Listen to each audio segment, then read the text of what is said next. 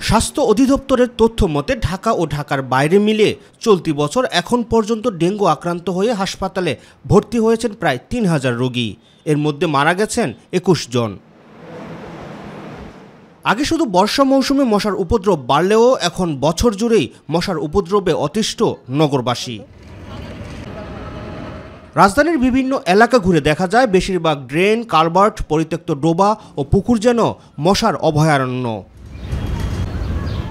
এখন যে কোনো ব্র্যান্ডের পুরাতন এসি বদলে নতুন ওয়ালটন এসিতে উপভোগ করুন 25% ছাড়। মানুষ যখন ডেঙ্গুর বাহক এডিস মশা নিয়ে উদ্বিগ্ন, এমন সময় কিউলেক্স মশার উপদ্রবেও অতিষ্ঠ রাজধানীবাসী। কয়েল, অ্যারোসল ব্যবহার করেও মশা থেকে রেহাই পাচ্ছেন না বলে জানান তারা। সন্ধ্যা হইলে 4-5টা কয়েল জ্বালাই, মশা কোনো যায় না। সন্ধ্যা হইলে ফুলাফান পড়তে বসতে পারে না, পড়তে পারি না বিকালে মশার জন্য। মশা অনেক কামড়ায়, কাস্টমার বুঝতে পারে না, কয়েল জ্বালালেও মশা যায় না। সিটি কর্মসূচিরা এখন লোকও আসে না, আগে ড্রেনের ভিতরে স্প্রে দিত, স্প্রেও দেয় না। এদিকে মশা নিয়ন্ত্রণের নানা পরিকল্পনার কথা জানালেন ঢাকা উত্তর সিটির প্রশাসক মোহাম্মদ এজাজ। মাইটিভিকে দেয়া একান্ত সাক্ষাৎকারে তিনি জানান, প্রয়োজনে কীটনাশক ছিটানোর দায়িত্ব দেয়া হবে সেনাবাহিনীকে। 3টা প্রবলেম আমরা আইডেন্টিফাই করেছি।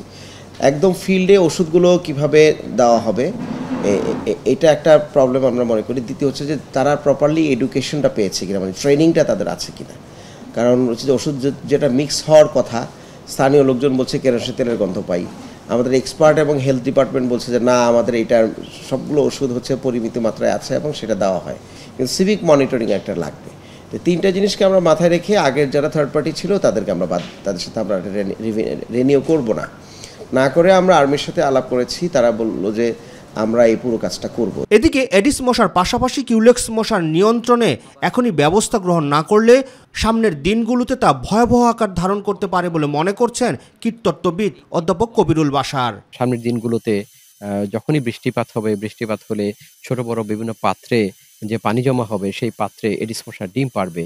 সেই ডিম থেকে ফুটে লার্ভা থেকে পিউপা থেকে পূর্ণাঙ্গ মশা হবে। মশা নিয়ন্ত্রণে সিটি কর্পোরেশনের ব্যবহৃত ঔষধের সঠিক প্রয়োগ পদ্ধতি নিয়েও প্রশ্ন তোলেন এই বিশেষজ্ঞ। বাংলাদেশে মশা নিয়ন্ত্রণের সবচেয়ে বড় গ্যাপ আমরা যেটি দেখি সেটি হচ্ছে সঠিক মনিটরিং অ্যান্ড ইভালুয়েশন নাই। একটি কীটনাশক সঠিক মাত্রায়, সঠিক জায়গাতে, সঠিক সময় পর দেওয়া হচ্ছে কিনা। রাকিব হাসান, মাইটিভি, ঢাকা।